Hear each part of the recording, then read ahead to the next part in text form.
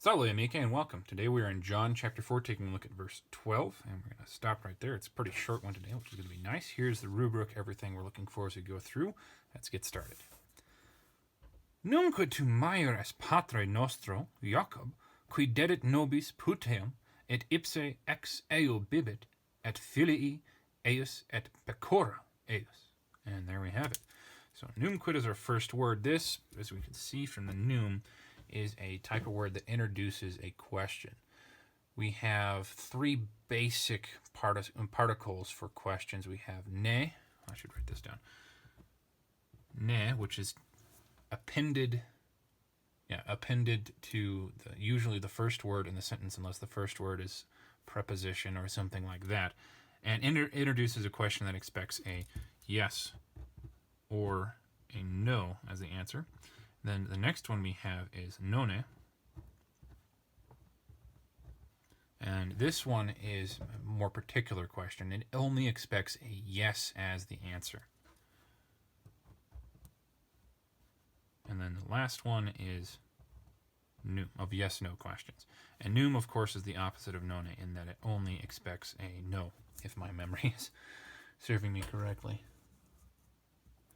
So with num, we have quid added on, and what quid will do when it is added on to a variety of different words is just make them more emphatic.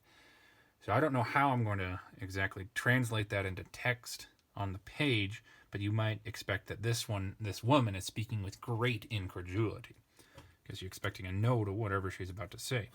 So I'll hold off on translating this until we have the primary clause completed.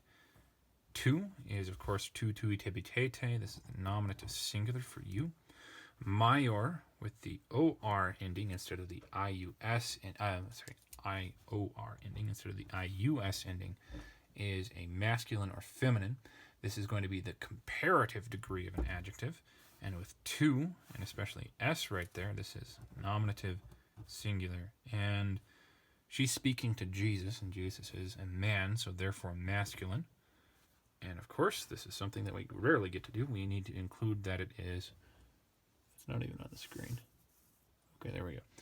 Comparative degree. So NSMCOM. S is, of course, a second singular present tense, active and indicative. And then here we find patre nostro. Nostro, I'm going to start with that. That's a form of nos. And here with the O, we've got two options. It could be dative singular or it could be ablative singular, while nos means our plural. So, taking a look at the noun it is owning, we have patre with the E. And patre is a third declension. It's pater, patris, patri, patrem, patre. So these two together have to be ablative. So, ablative, singular, and masculine. Now, why do we want an ablative here?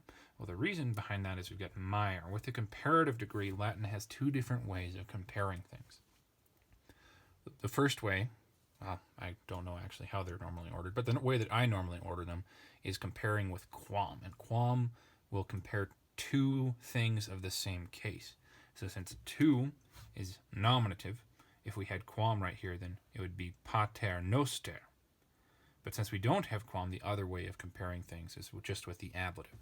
And the author will choose between the two of them depending on the context of the words that he has around that, and whether or not it will be easier to read with quam nominative or with the ablative.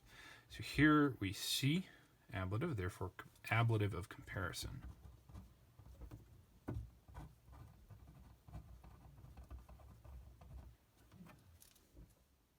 So the next word that we need to ask ourselves about is Jacob. Jacob, as you can see, has no Latin ending, and this is because it comes from Hebrew.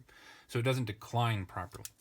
And it's going to be the name of patre, so we would just take it as the same case, and it's going to be the predicate use of that. So our father, who's Jacob, just write indeclinable. Right, qui starts a new clause, so I think then we have enough at the moment to figure this out. So we want to ask this in such a way that the most likely response is going to be no. All right, so we've got you are greater than our father Jacob. No.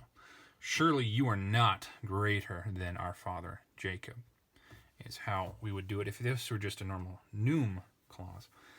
But with quid, that complicates matters. Like, we've got surely in there already. Sorry if your name is Shirley. And throwing in something like truly as well, another adverb, is awkward. Throwing in indeed is a little bit weird. If I could write in italics, that would probably be the proper solution. But really, all you have to remember is, well, no, exclamation point. That's what I do. What did I use exclamation points for? I haven't done it in so long. I don't remember now. Usually to show emphasis. So in this case, yeah, just gonna have to throw a random exclamation mark in there.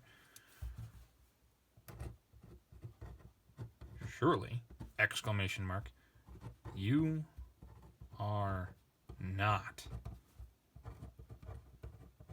greater than our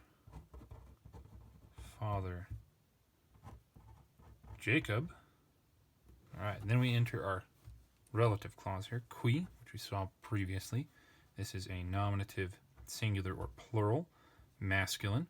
In this case, it's going to be singular because Jacob is singular, those two referring to each other.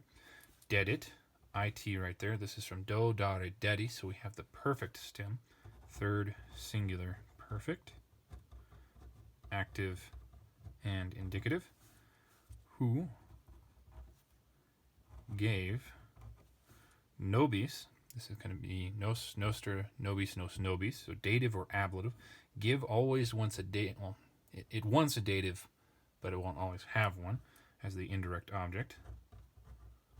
Gave to us putem, right there. We already know from the previous verse that this is a masculine, so accusative is our only option.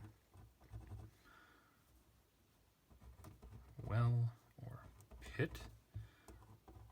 And ipse, from ipse, ipsa, ipsum. This is the the word for self. And himself, nominative singular masculine. X, prepositional phrase right there. Eo bibit, so our prepositional phrase ends. It, this is bibo, bibere, bibi. And I don't think there's a fourth principal part, so the present tense and the perfect tense are identical, at least without macrons, and even then there wouldn't be macrons to indicate this, so we know at least third and singular, active and indicative, and either present or perfect.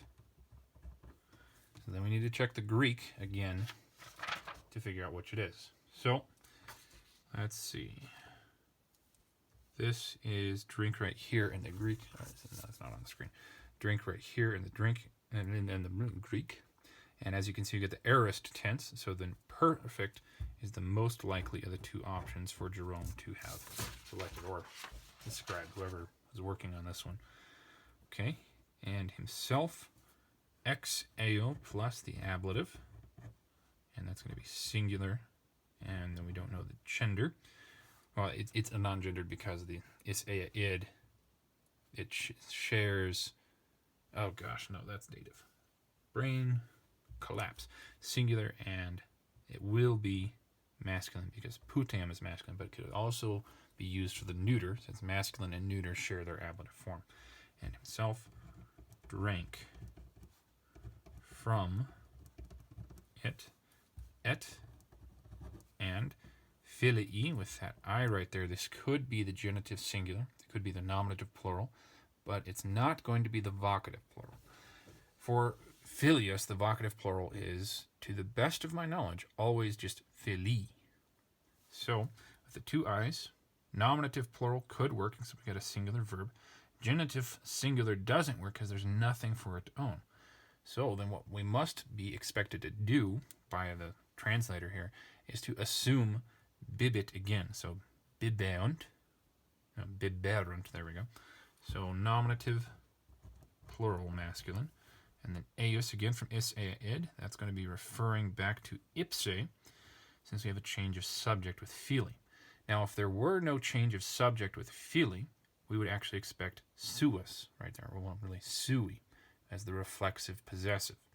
Ipse is the initial subject of this sentence to explain what's going on here. And so if the subject is going to be owning something in its own clause, then you're more likely going to use a form of suis as the possessive adjective.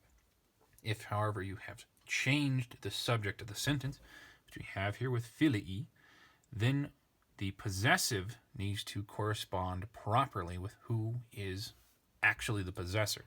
If it's not the subject of the sentence, then we use a form of is, ea, id, or ile, illa, illad, or hic, haec, hoc. If it is the subject of the sentence, of this specific part of the sentence, then we use a form of suis. So since ipse is not in this part of the sentence, and fili is a new subject, eius has to refer to that. I hope that made sense. So, this is genitive singular. It's going to be masculine to refer to him. And his sons, with the assumed drank from it. Et, and pecora eius. And then pecora is, we got the A right there. This could be a first declension nominative singular, or it could be a nominative or accusative plural of the neuter in pretty much any declension, except the fifth. Et cannot connect an accusative with a nominative, so pecora has to be nominative. And if we take a look at this in the dictionary, we actually see that it is pecus pecoris.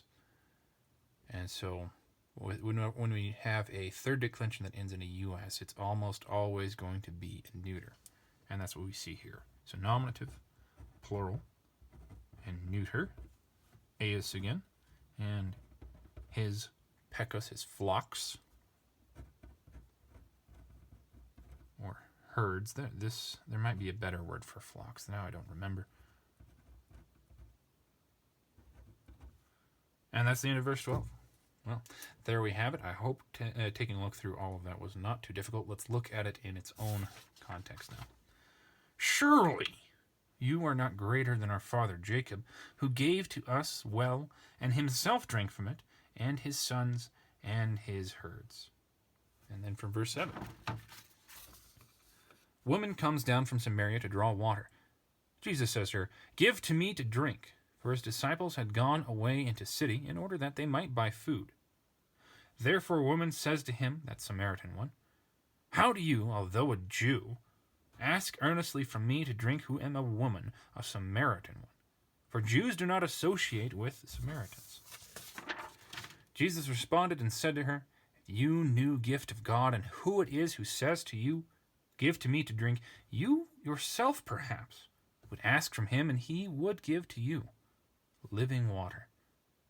The woman says to him, "Lord, you do not indeed have something in which you may draw, and well is deep. From where, therefore, do you have living water?" Oops. That's wrong. Apologies. "Surely you are not greater than our father Jacob, who gave to us well, and himself drank from it, and his sons and his flocks." There we go. Thank you very much for joining me. I hope taking a look at this has been helpful for you, and hope you have a good day. Wale. What? You're still awake? Why are you still here then? You should be reading a book. Or if not reading, you should watch one of these other videos. Please like, subscribe, leave a comment. See you next week.